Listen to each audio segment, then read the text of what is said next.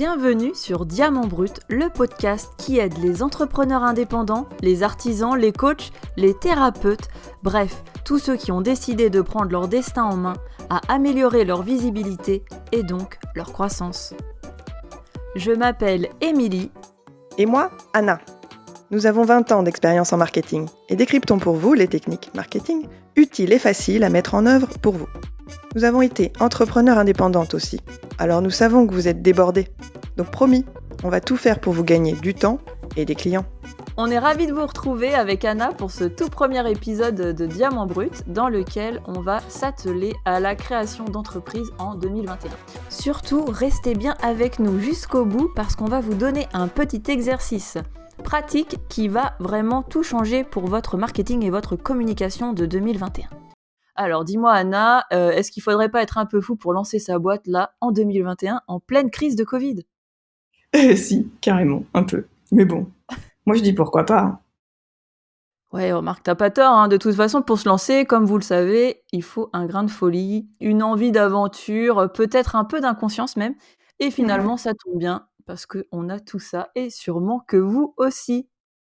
Et puis au pire, on fera thérapie de groupe tous ensemble, hein. Alors on se lance Vous avez bien dit que cette fille est un peu folle, mais bon, ça va, elle est super pro, vous inquiétez pas, hein. Donc on va se lancer, Anna, hein, puisque t'as l'air d'être à fond. Donc pourquoi est-ce qu'on se lance, Anna ? Parce qu'il n'y a jamais vraiment de bon moment. Et puis parce qu'en période de crise, on le dit tous, c'est vraiment très important de revenir aux basiques. Les métiers d'artisans, les commerces de proximité, la restauration importée, le service à la personne, tout ça, ce sont des métiers dont on a absolument tous besoin en période de crise. Faut y aller.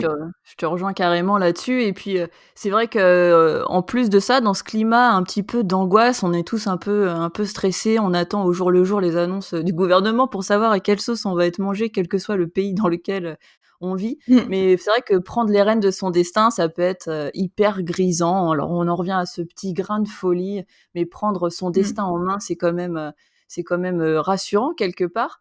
Et puis, si vous êtes comme moi en France, avec le statut de micro-entrepreneur, vous avez un filet de secours puisque vous pouvez conserver votre emploi.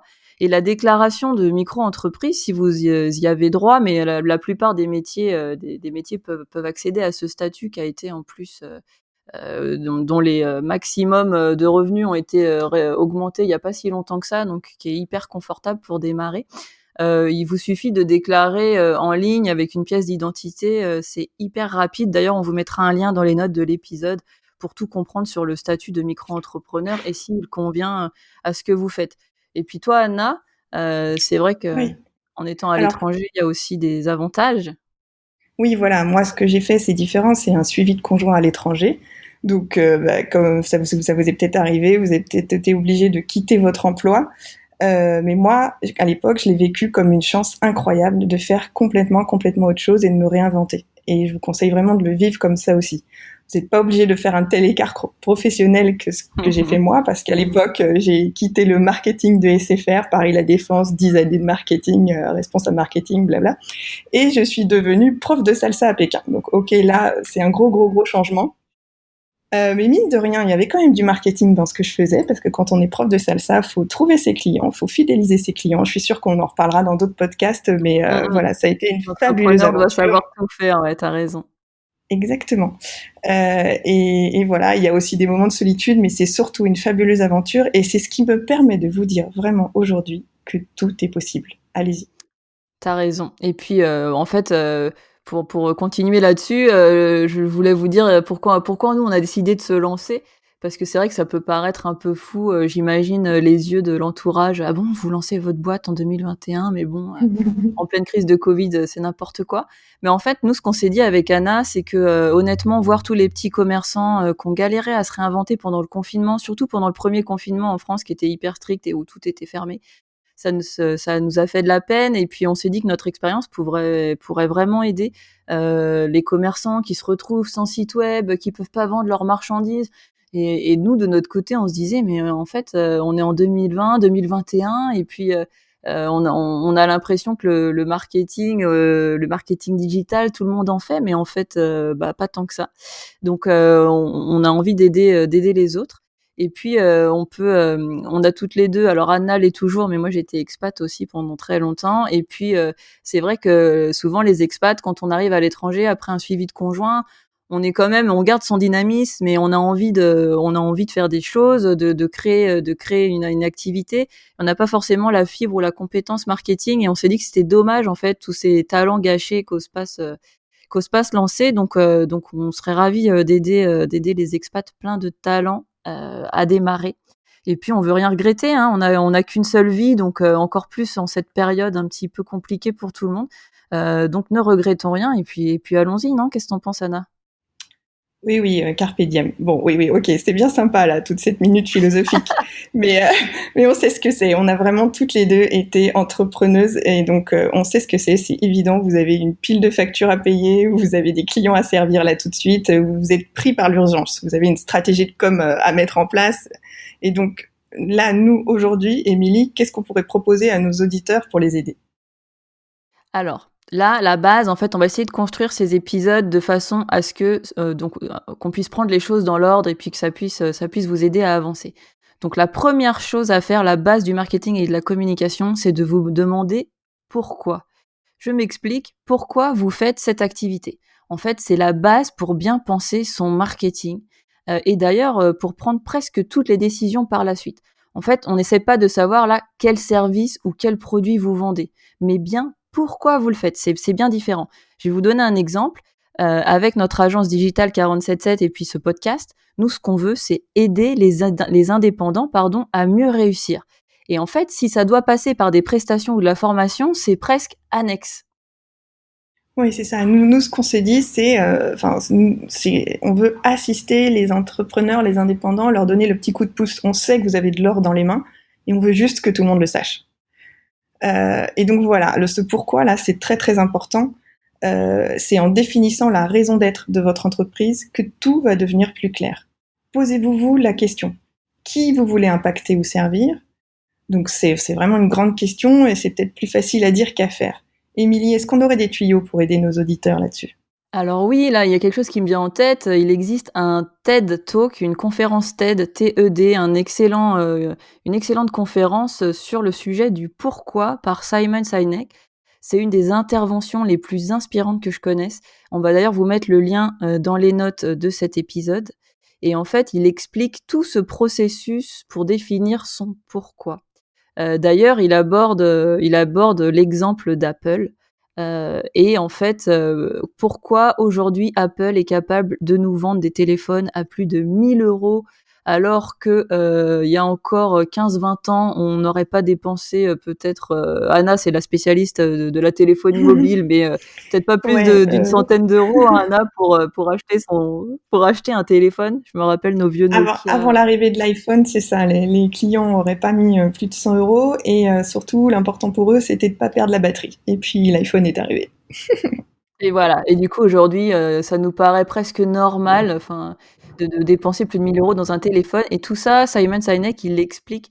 En fait, c'est parce que Apple nous vend du rêve, en fait. Apple nous vend son pourquoi. Ils nous vendent pas juste un téléphone ou juste un ordinateur, quoi. Ils nous vendent, de vraies expériences.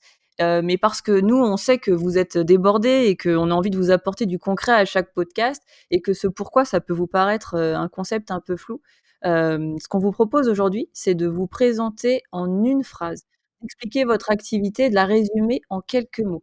Vous verrez dans notre prochain podcast qu'on aura toujours à cœur de vous parler des moyens actuels et modernes à votre disposition en 2021 pour augmenter la visibilité, pardon, de votre entreprise.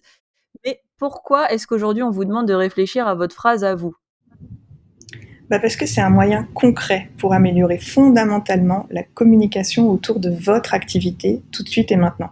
Il faut vraiment que vous ayez en tête que ça peut vous arriver à tout moment qu'on vous pose la question vous faites, tu fais quoi exactement, pourquoi c'est mieux que les autres, et vous n'avez pas beaucoup de temps pour le faire. Et c'est un exercice vraiment vital parce que de toute façon, ce sera le point de départ de toute votre communication. Évidemment, hein, dans les prochains podcasts, on vous parlera des sites web, de la page Facebook, newsletter, Instagram, YouTube. Mais déjà, il faut que vous ayez votre phrase à vous. Vous avez besoin de parler autour de vous, de votre activité, pour qu'ensuite les autres parlent de vous avec les mêmes mots accrocheurs. C'est le bon vieux bouche à oreille. Alors évidemment, hein, si vous trouvez des mots qui claquent, qui se retiennent, c'est encore mieux. Donc Émilie, qu'est-ce que nos auditeurs doivent mettre dans leur phrase ? Alors, dans votre phrase, vous avez besoin de 3 choses. Premièrement, vous dites ce que vous faites. Deuxièmement, pour qui. Et troisièmement, ce que les Anglais appellent the secret sauce, la sauce secrète en français, c'est pourquoi c'est mieux que les autres ou qu'est-ce qui vous différencie. Chaque entrepreneur, malgré la concurrence, est différent. On a tous une façon de présenter le service ou c'est notre caractère, qui fait que notre entreprise est forcément différente des autres. Donc c'est ça, c'est ce que vous voulez faire de mieux qu'il va falloir mettre en avant. Ouais, n'hésitez pas vraiment à être authentique. En plus, c'est une des tendances 2021 dont on parlera dans le prochain épisode. Donc surtout, n'hésitez pas et testez votre phrase sur votre entourage. C'est vraiment important de le tester et de préférence sur quelqu'un qui n'y connaît rien. Donc là, moi, je sais pas, il y a une idée qui me vient en tête. Pourquoi pas à votre belle-mère ?